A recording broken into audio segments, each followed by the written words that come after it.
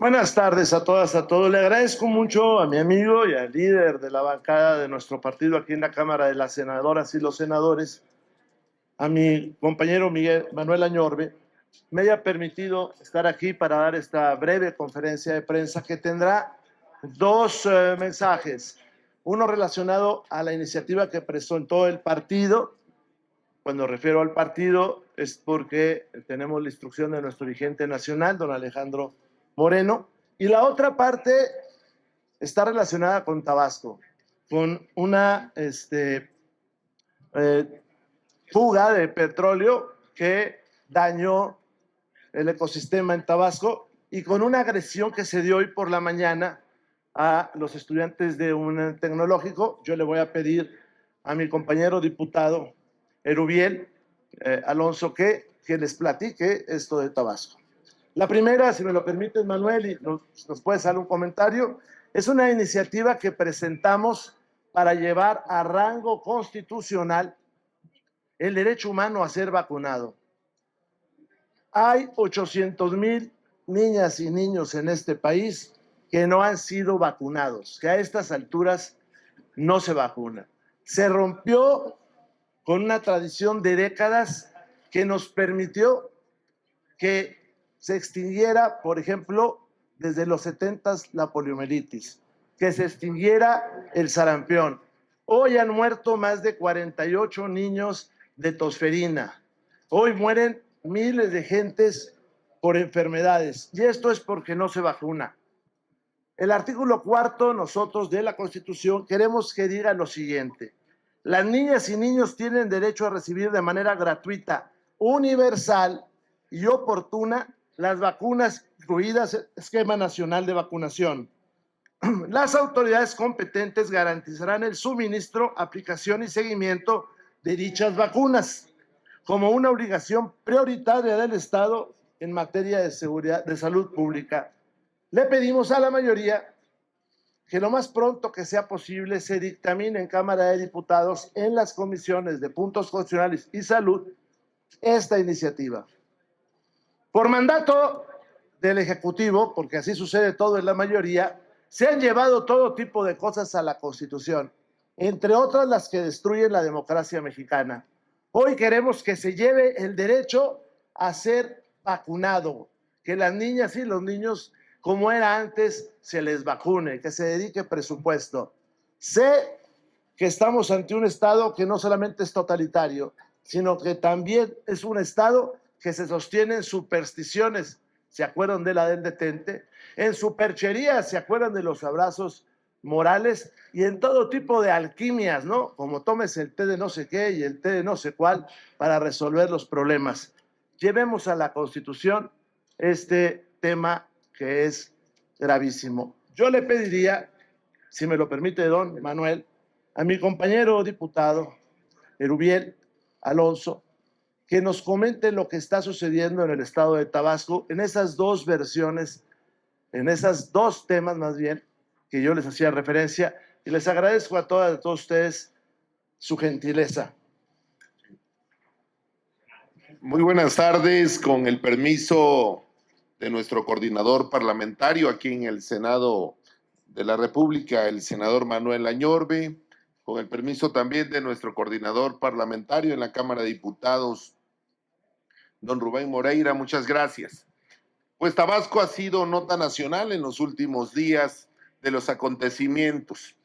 La semana pasada fuimos testigos de un derrame de contaminación del tema petrolero en las costas del municipio de Centla y del municipio de Paraíso, que afectó a las granjas acuícolas y que no hubo una sola manifestación oportuna de la paraestatal en razón a cómo reparar el daño, a cómo reparar el tema de la fauna que está afectando terriblemente en el tema marítimo. El Golfo de México hoy sufre una contaminación sin precedentes, ya que en realidad Pemex dejó de invertir en tecnologías y en mantenimiento preventivo en las plataformas y en los ductos de ello. Y el otro tema que aqueje a Tabasco, aparte de la inseguridad, que ya lo decía el coordinador aquí en la permanente, que el fin de semana fue catastrófico, alrededor de 27 muertos, homicidios, y que el gobierno solo reconoce 9 y hay 18 desaparecidos en la sede de la Fiscalía. Pues ayer fue brutal el ataque, en la mañana de hoy. Jóvenes manifestantes del Instituto Tecnológico Superior de los Ríos, aquí tengo las gráficas, se manifestaban porque hay señalamientos de corrupción del director del Instituto Tecnológico Superior de los Ríos, que era dirigente municipal del partido de Morena. Estos jóvenes fueron agredidos hoy por la mañana por la Policía Estatal, por la Guardia Nacional y por diversas corporaciones policíacas. Ayer lo manifestaba, gracias coordinador, ayer lo manifestaba yo. Ojalá si tuviera el carácter, la voluntad, la tenacidad, el gobierno del estado que encabeza el morenista Javier May, para enfrentar a la delincuencia organizada, que Tabasco hoy es el primer lugar nacional en inseguridad. Los jóvenes del Instituto Tecnológico Superior de los Ríos, del cual yo egresé, ahí habían padres de familia, ahí habían madres de familia, ahí habían maestros, ahí habían jóvenes que son la esperanza de esas familias para el tema de la superación y una mejor educación. Eso es lo que está sucediendo en Tabasco. Gracias a los coordinadores parlamentarios por siempre la oportunidad para poner en la agenda los temas de los estados, de las regiones y qué sucede en entidades donde nació la 4T y donde somos el primer lugar nacional en inseguridad, donde somos de los 3 estados de menor crecimiento y donde somos el estado donde no lo dice Rubiel, lo dice el INEGI, somos el estado donde hay más desempleo en este gran país. Es cuanto, coordinador Moreira y coordinador don Manuel Añorbe. No sé si Sí, si gustan, abriremos entonces la sesión de preguntas y respuestas. Abrimos con Félix Muñiz, de Punto Aéreo. Gracias, diputados. Muy buenas tardes a todos. Preguntarte, en cuanto al tema de la vacunación, ¿cuáles serán las implicaciones a mediano plazo? El hecho que no se tenga en la población un cuadro básico como lo que teníamos antes, hoy podemos estar satisfechos de que contamos con esas vacunas y podemos vivir, porque mucha gente se enfermó de polio, de sarampión y falleció mucha gente. ¿Cuáles serían las implicaciones? Y si ya están muriendo gente por este tema. Y en lo particular preguntarte, ¿te vas a dejar que te cierren el micrófono cada vez que te pares a hablar? Gracias. Gracias. Bueno, parece que acá hay otro Gerardo Fernández Noroña que yo conocí en la Cámara de las y los Diputados, ¿no? Es represor, censor, no le gusta el debate, no le gusta la discusión, hace exactamente todo aquello que él criticaba. Pero mire, soy de los que tienen una voz que no necesita micrófono para que se escuche. Por otro lado, déjeme le cuento que esto del tema de las vacunas es alarmante.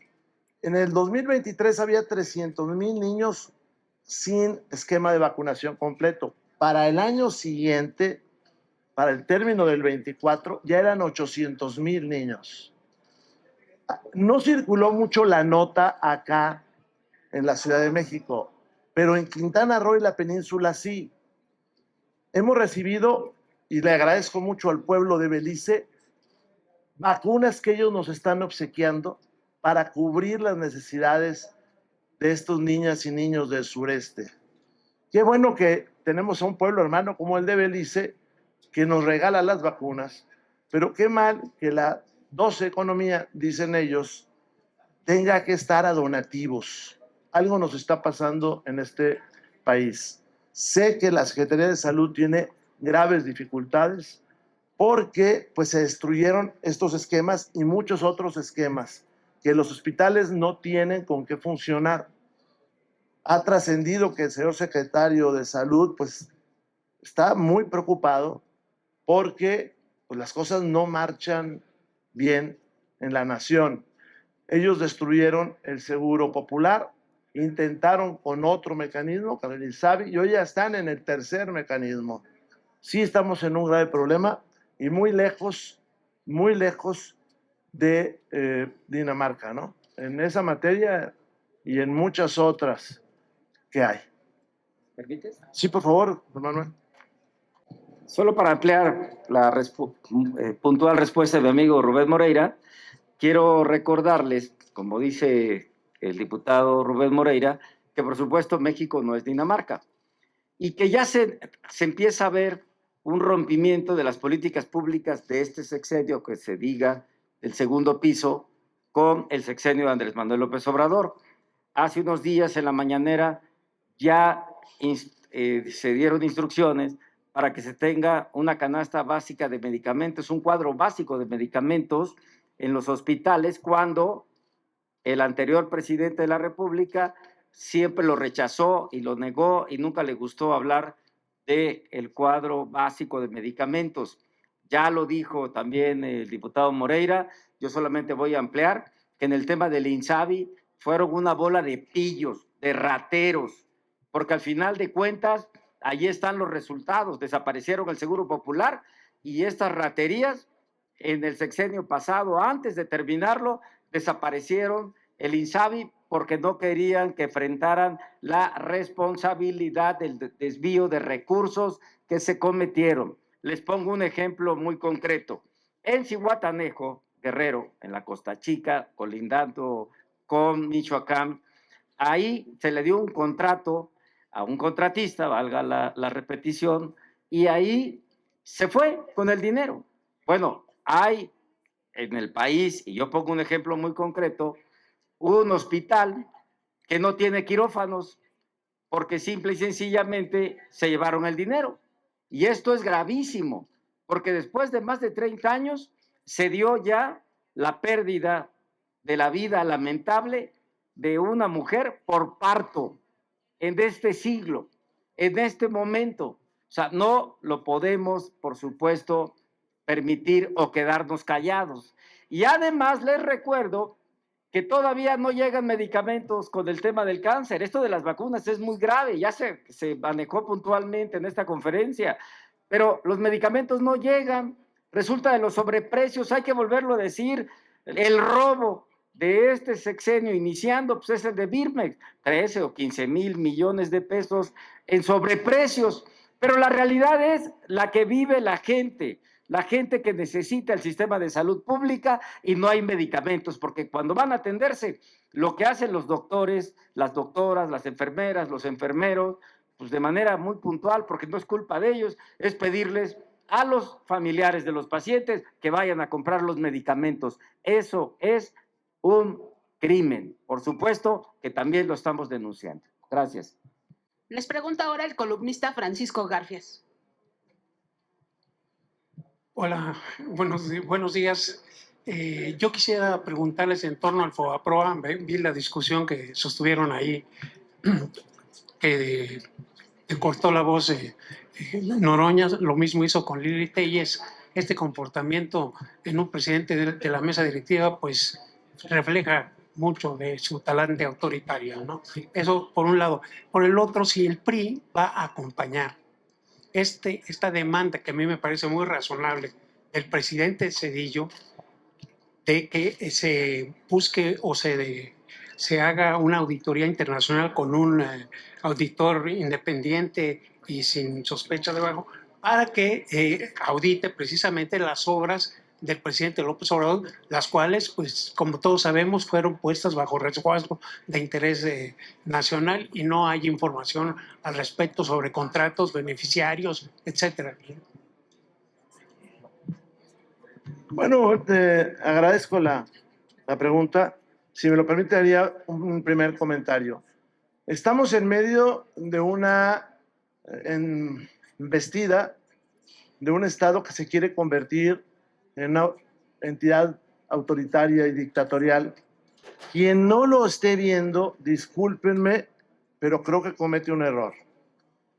Ley Orgánica de la Administración, la agencia digital tiene rango de Secretaría de Estado.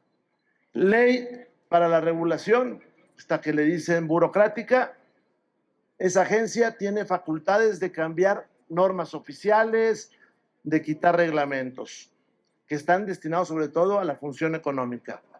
Ley de las telecomunicaciones, esa agencia puede vigilar todo. Ley y bajarle el switch a todo. Ley de seguridad, inteligencia, pues la agencia esta forma parte de los consejos de seguridad.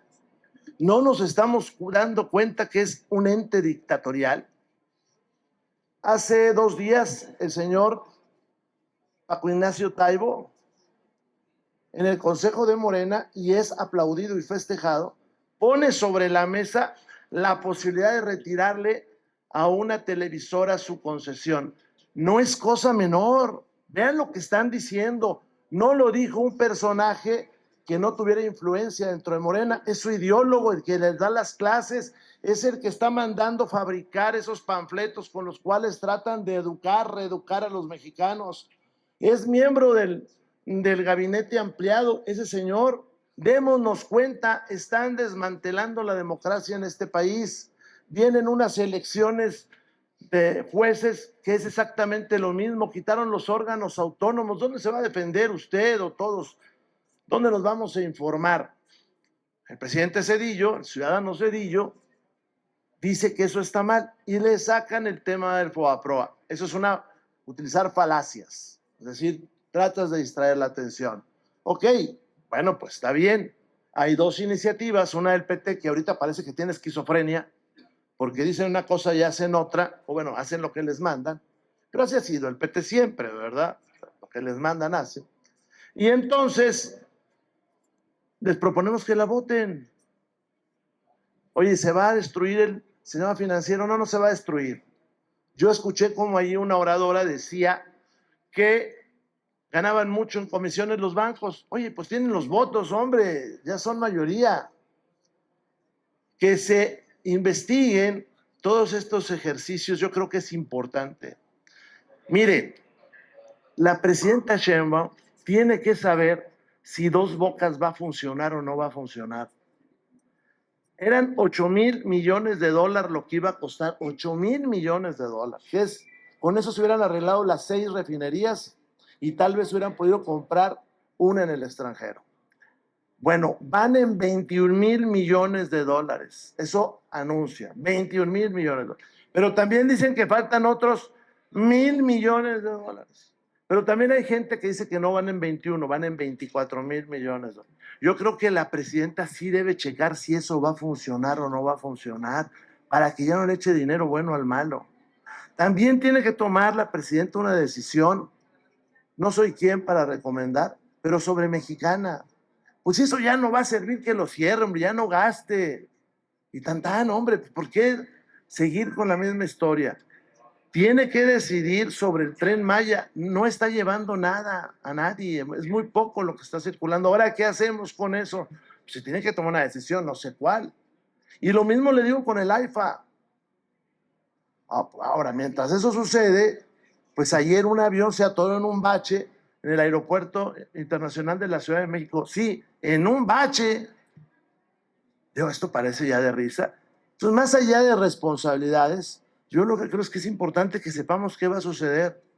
Créanme que si le dicen que ya cierre Dos Bocas, pues nosotros pediremos alguna cosa, pero reconoceremos que es una decisión sensata, porque así como van, quién sabe dónde vamos a dar, Pancho.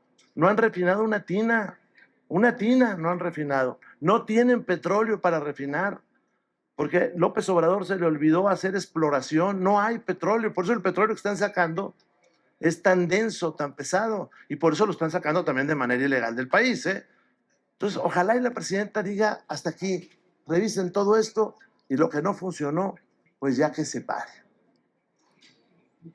Es la petición del expresidente Zedillo de nombrar un auditor internacional. ¿No la traerían aquí al Congreso para darle un poco una forma más? Pues puede ser, no sí, sea un comentario nada más de un expresidente, no, a ver, no, sino ir tomar acciones para que sea. El ciudadano Zedillo, yo le digo ciudadano Zedillo, porque él es un ciudadano como nosotros, quien ejerció su derecho, dijo lo que él quería, nada más que le regresaban una andanada, que para qué te cuento, ¿verdad? No está mal un auditor internacional para eso, pero yo creo que la presidenta tendría que reflexionar.